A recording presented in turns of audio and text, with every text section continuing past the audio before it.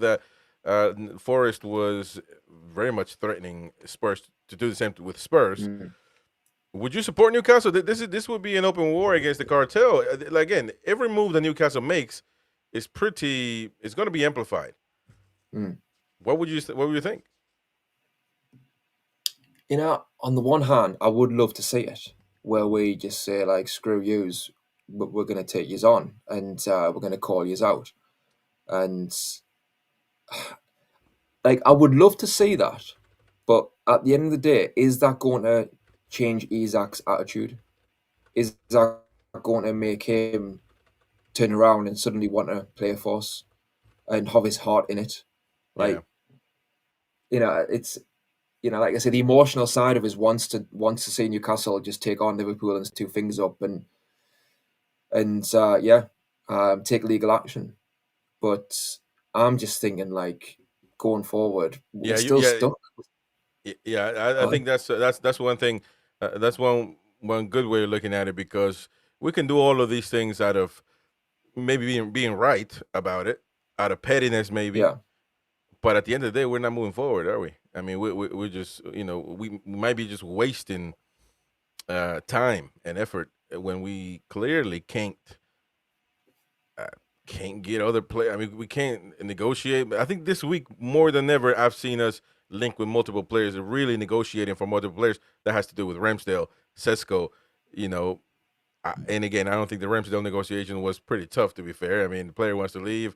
Southampton don't want him. A loan deal. We paid his salary, so it's kind of not hard. But the first time I'm seeing us actually do multiple deals at once, and I don't think that. Unfortunately, I don't think we can make. We have the resources to worry about multiple things at once, which is honestly sad. And being a Premier League club, I just don't I mm. don't understand how miserably we failed at being prepared. And that has again, it's easy to go to Eddie Howe, and I think he has his faults, but again, he cannot be blamed the sole blame of everything. I mean, Al Rumayyan is coming over apparently, or he's in town, but man, he's surely he's had some responsibility in this whole situation. The club is I, alone, man. I agree. I agree. Like, we need somebody from PIF on the ground at the club. It's no good like having a chairman who's here the odd time. And I'm sure inspired a lot of people when he's came up, and I think PIF have all the resources, and I think the heart's in the right place. But we need somebody who's here permanently. And yes, he's flown in and he's potentially looking at Isak and maybe trying to convince him. Which, like I've said at the start, I think with the best intentions, I just think that's probably the wrong way to go about it.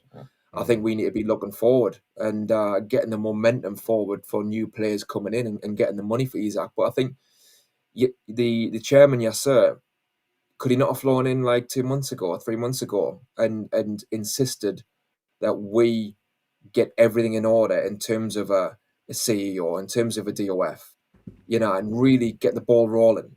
And that's really like disappointed me this summer, because I thought with Eels, and again all the best to him with his health. I thought with him leaving that there would be a clear succession plan in place because I've had 8 months. When Mitchell was announced to leave, I thought that there would be a replacement within a month or so, or whatever, 3 weeks, whatever. Because bear in mind, the club looked for DOF only 12 months prior. Do you know what I mean? So they've Yeah. done a lot of groundwork on that position before. So it's not as if they should be starting again. Um, I thought that would be sorted. Hmm. Obviously, we're waiting for like a stadium announcement, training ground, and like there's tumbleweed there. So I Yeah. just think that I need to get somebody from PIF who knows what the situation is with the club, or at least is briefed in detail as to what the crack is, and they are on the ground and they liaise on the ground, with Yasser and then with the CEO. Um, and yeah, I don't understand why that hasn't been put in place. I think questions do need to be asked as to why it hasn't been, and if he's shown passion to keep Isak, we need you to show that passion for the club before now, going forward into this coming season, so that we've got the building blocks in place to go full pelt. Never mind PSR. Like, I know it's a pain, but we can still do well. You know, the possibilities are still there. I know it's the romantic side of it, but you can't just get bogged down with PSR. We can still go forward and maybe win the cup or get Champions League again. And the buzz can come back very quickly, but we have not helped ourselves one bit. Yeah. We got Jefferson in the building now. Thank you very much indeed, Jefferson, for joining us. And we got a show right now that what Eddie Howe had to say about Isak's situation earlier on in the, over there in Asia. It's extremely early. I've been deployed to South Korea. I've been there, man. It's a wonderful place, wonderful food, wonderful noodles. Ramen noodles, man. They got unbelievable food. And Eddie Howe and Alexander Isak, he's still our player. He's contracted to us. We, to a degree, hold control what's next. I'd love to believe all possibilities are still available. We've received no formal offer. My wish is he stays, but that's not in my full control. Again, contradicting himself from what he said a little bit earlier, although if I want to be positive about it, the fact that he said, to a degree, we control what's next is pretty... If you want him to stay, that's good. But then again, I think if you keep Isak and not sell him and just weather the storm, eventually he'll just come to and play, because he's not going to say it doesn't benefit him to not score goals. It doesn't benefit him to not play.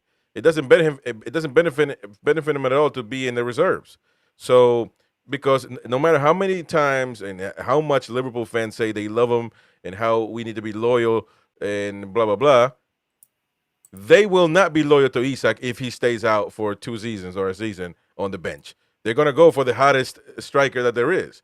So what do we make about this statement? Well, let me go to Jefferson. Jefferson, thank you for joining us, mate. And what do you make of Eddie Howe speaking in, obviously, the whole Isak situation?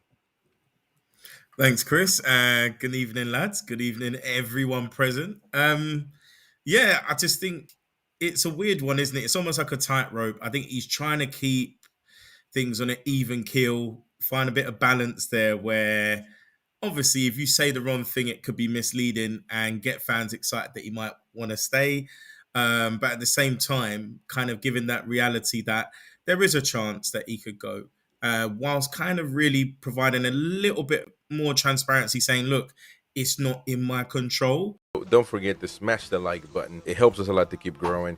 Subscribe to the channel. Hit the bell for notifications. Activate all notifications. That way you get notified every time we go live. And don't forget, you can become a member, get exclusive content, access to all of our live shows on demand at the time that you want. Also, of course, giveaways every month. Sometimes multiple giveaways a month. So stay tuned for that. Check it out. Help support the channel. It's a small fee. And of course, you help us and grow. If you hate the Mackhams, smash that like button. To save the bleeding races. When we got the wheel put on, away we went again. But them that had their noses broke, they came back our him. Some went to the dispensary, and some to Dr. Gibbs's, and some to the informer.